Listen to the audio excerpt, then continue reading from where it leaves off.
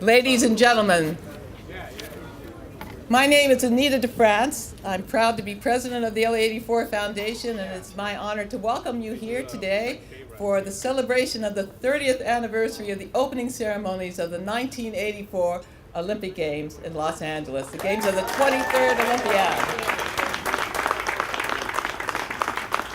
Tonight we have more than 50 Olympians with us, and we decided at first we were going to only have those from 1984 because this is their 30th anniversary, but since I was not from 84, we expanded a little bit. So, first of all, though, I'd like to honor those from the 1984 team. Would you kindly, I guess, raise your hands so that we can see you guys? Oh, not mine.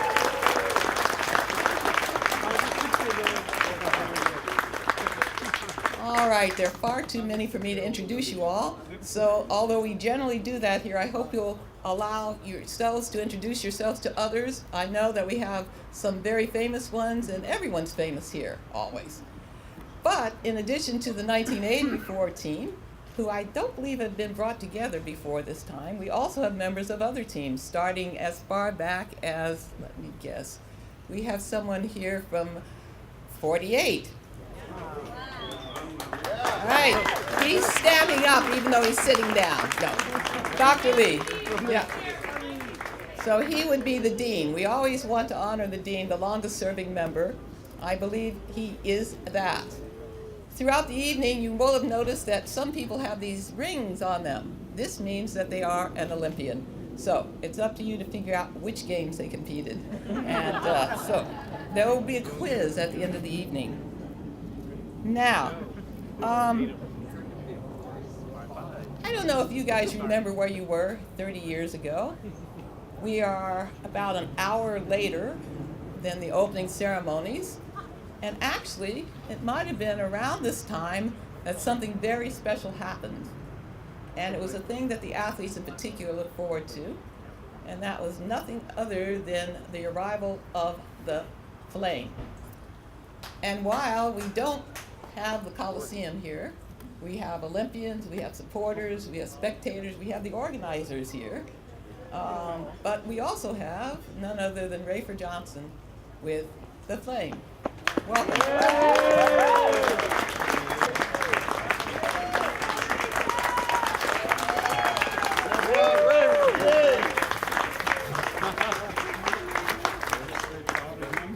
That's with two important men.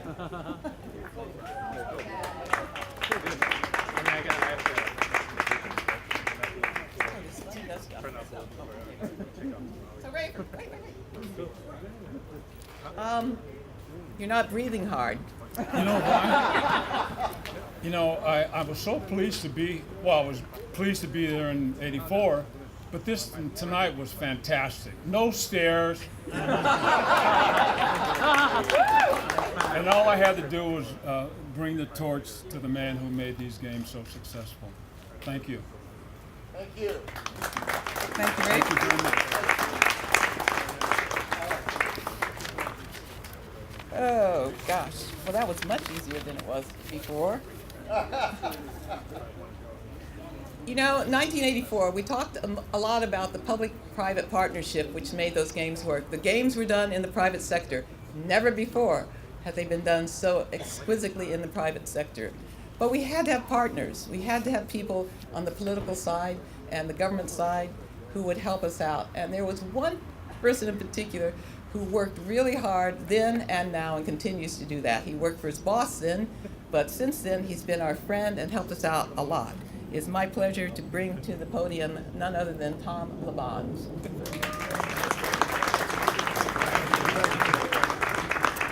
Give Anita DeFrance and everybody here at LA84 a big hand right now. And Anita, I know you were introducing some. In my district, which is the 4th district of the city of Los Angeles, there was a great Olympian. He just went to heaven recently. Let's just give a big thought to Louis Zamperini. Yeah. Louis, out there. And the great story, Angelina Jolie is making a little movie about Louis' life. And she lived in a neighborhood, and she got the book and read all about Louis. And she asked her person, is he still alive? And she said, yeah, he's still alive. And She lives in the lower part of Hollywood, and Louis lived higher up on the hill than there. And he said he's right up there. They got to meet him. What a story it is about Louis and all Olympians. And the best news story last year is Sammy Lee is always with us. When he got so good. But I'm here representing Eric Garcetti, our great mayor, who I don't know was born in '84,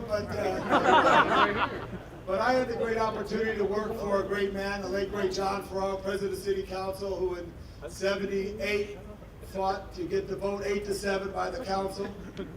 Our late great mayor, Tom Bradley, I was on his youth council.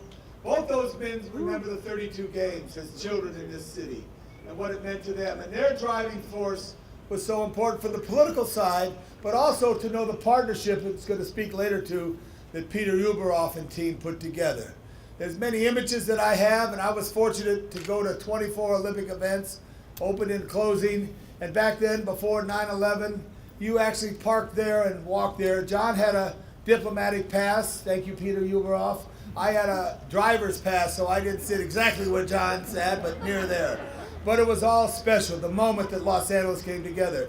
But I do want to reflect on the 32 games that William Garland in 1920 said we should have the games in Los Angeles. And he went to Antwerp to meet with the Olympic officials and they hosted the games. And the first question, as David Simon told me, he asked to the people in Antwerp, he said, I'm from Los Angeles and we want to have the games in our city. And his first question that he got back from the people in Antwerp was, where's Los Angeles? And then the next thing they told him is, build us a stadium.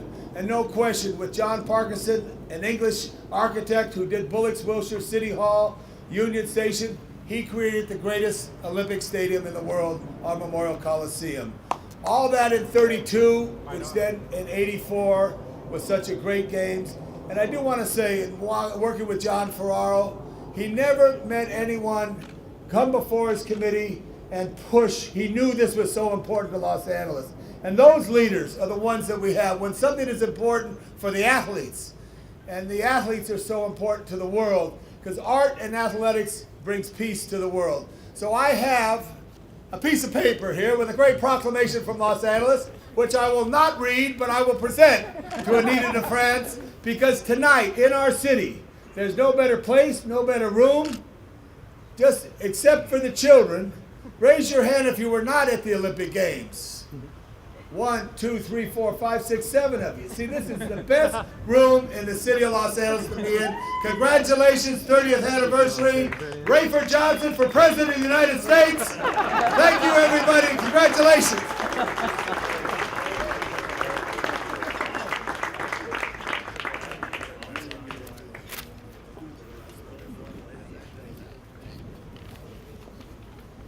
Thank you very much. That proclamation was for the 1984 team, and it will go to the USOC, and they will have it there. So, 1984. An important part of opening ceremonies is the athlete's oath. And to have a representative at that time to say that oath was, that job was given to none other than Edwin Moses. So, well, we won't ask him to say the oath tonight. We thought that he might like to say a few words on behalf of his team. Edwin has, I call him Dr. Edwin Moses. He's since been given a doctorate and has worked hard and with Laureus Group, and anti-doping, no dopes in sport is his goal. We hope we'll have none ever again. So, my friend, Edwin Moses.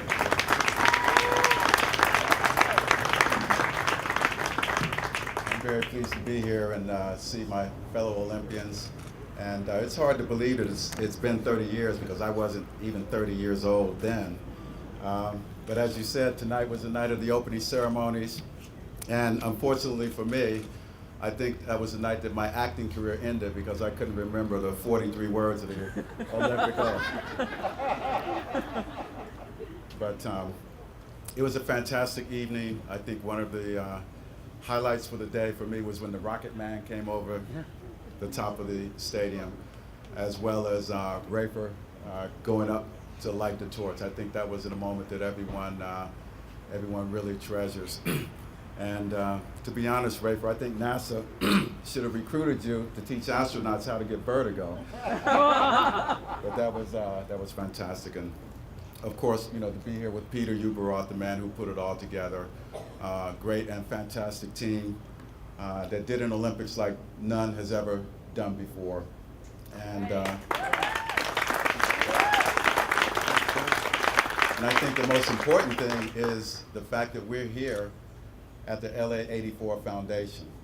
And you know, a lot of Olympics after the fact talk about legacy, and generally they try to put a legacy together before the fact. But nowhere on earth is there a living legacy of this magnitude that took advantage of the true revenues of the Olympic Games, money that was left over and able to be spent to make something happen. And congratulations to you, Anita, and the foundation for probably almost 30 years. I don't know if it's been 30, 29 years. 29 years of doing a fantastic job in the area, in the local LA area, building sports and using sports as a social change. So congratulations to you, and also to all the Olympians that are here this evening. I'm always glad to see everyone, and just a fantastic evening. This is the place to be. Thank you.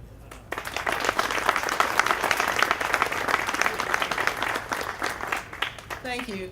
There have been kind words said about me, but I have a team here too. I have my board of directors who are here, and I know some of you here. The chairman of the board, Frank Sanchez, is back here. Raise your hand, please, Frank. Other board members, I see you around. I see John Chavez. I saw Priscilla Florence. I saw Maureen Kendall. I saw, who else did I see? I saw Pat McClenahan. I saw Rafer. They're cooperating, I hope, raising their hands.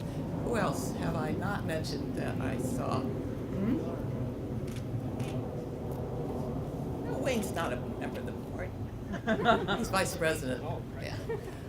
And Patrick Escobar is a vice president, as well as Bob Wagner is a vice president. Who else have I missed who's a board member? This is more important to my livelihood, so help me out here. J.B. Chang was here. Jamin Chang was here. I think he's still here. And Rafer is also a member of the board, so was that everyone? If I have failed to mention you, it's not my fault. I did not have you on the list. No. Please let me know. Have I failed anyone? Well, one thing that certainly happened was we existed. We were to get 40% of the surplus. The USOC got 60% of the surplus, and there is what's called now an Olympic endowment that has been supporting the USOC over all these years. So there are actually two foundations that came out of this. After the National governing bodies each got about $1.2 million, both winter and summer. There was a foundation set up, and it continues to support the U.S. Olympic Committee, which is why we focus on youth sports and expanding the knowledge of sport and society here, and teaching people how to coach and doing those things, getting people ready. Because the USOC, so there were two, not just one, but two major foundations that came out of this game. Now, how did that happen? How did we get here? We got here because we had the most tremendous leader, a visionary, one who knew where we could get to and was able to drag us all along the way. Some of us said, no, that's not going to work. And he said, really, think it through again. He had the vision. You think about moments when the right person is there. There was never a more important moment for the right person, because the United States Olympic Committee would have been a mess. We had just tried to destroy the 1980 Olympic Games. We failed, of course, to destroy those games. Those games were fine. We didn't see them. NBC did film them, so someday maybe we'll see them. Those games went on without us. So it was a moment in time that comes every once in a while where you really have to have the right person there. And there's absolutely no better, no more right person than Peter V. Uberoth. I bring to the board my leader.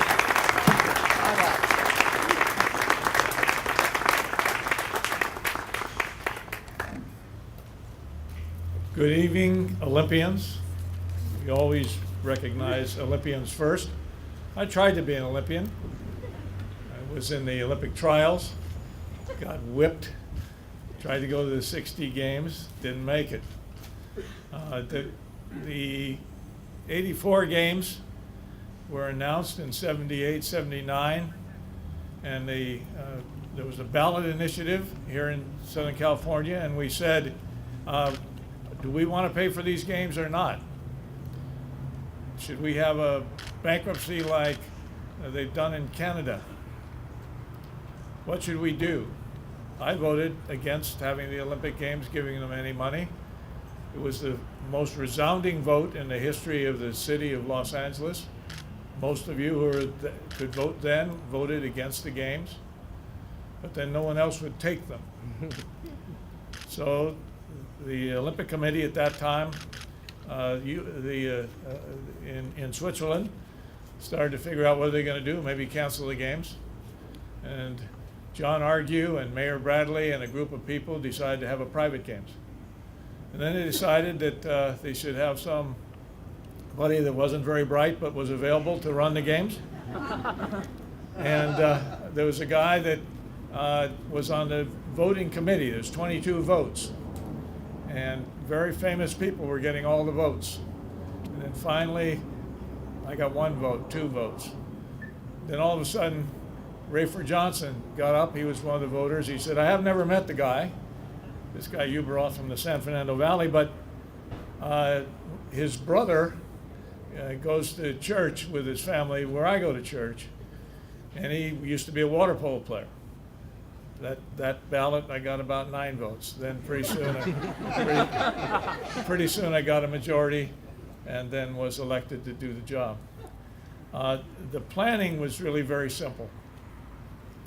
The truth was that we would not take a penny of charity money, and we would not take a penny of government money, and we had to figure out some massive way to cut a budget to run an Olympic Games. And we had this really good idea, and it worked. We hired about 30,000 people. We started with only a few, 5 or 8 or 10 people. The original 1979 people. I have a list of their names who are here in the audience. But we'd do this thing, we'd organize it, we'd start with 9 people, we'd build up to, in the end, about 30, 40,000 people. But we wouldn't pay them. So we didn't pay them any salary. We call them volunteers. So people in Los Angeles, so there was no genius standing in front of you. People who cared about this city, cared about this community. When we were being attacked, the newspapers were attacking us every single day. I noticed today, 30 years after the games, I'm living in Laguna Beach now, and I opened a paper, local paper, and a beautiful page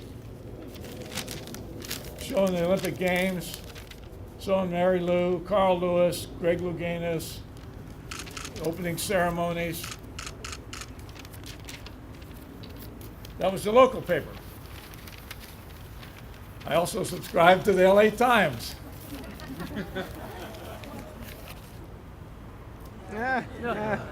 Zero, not a word. So they've been consistent over all these years. I hope they won't write a story about me tomorrow. But they've been consistent on not following the Olympic movement. In this case, I'm a little bit in jest because there's a great reporter and sports editor from the LA Times, and he's about as good a guy as they get, but I want him to have something to talk about when he goes back to work tomorrow. I do want to just mention, we mentioned the Olympians, but just some names so you know them. Priscilla Florence, David Simon, Jay Flood, Alan Rothenberg, Rich Perlman, Bill Burke, Mike O'Hara, Deborah Duncan, and of course, the LA Times' Bill Dwyer, if you'd give them a hand.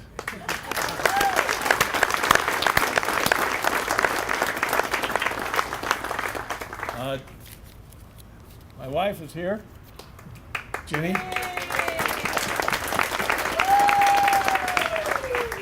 So we had this wonderful woman that was consulting on the games with us, and we asked her to go look for an old house that we could put the memorabilia from the Olympic Games. so that people would remember the 50,000 people who worked for nothing in order to make Los Angeles proud. They didn't get tickets, they didn't get anything. And so Gene D'Amico found this house.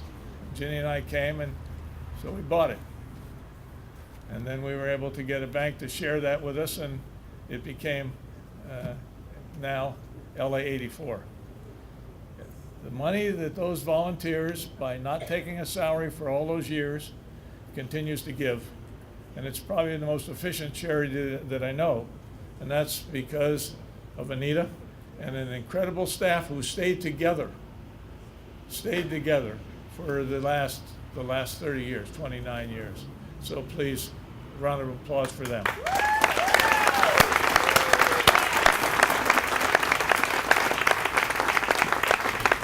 And so I'll leave you with my last words. I want to be sure I got those names right. Yeah, I did. So the last words that I'd like to leave you with is off the record to the press. So I hope I don't read about it in the papers. But this is such a great community. The Olympic world's in a little bit of trouble, and I predict that the Los Angeles will win the next bid for the Olympic Games.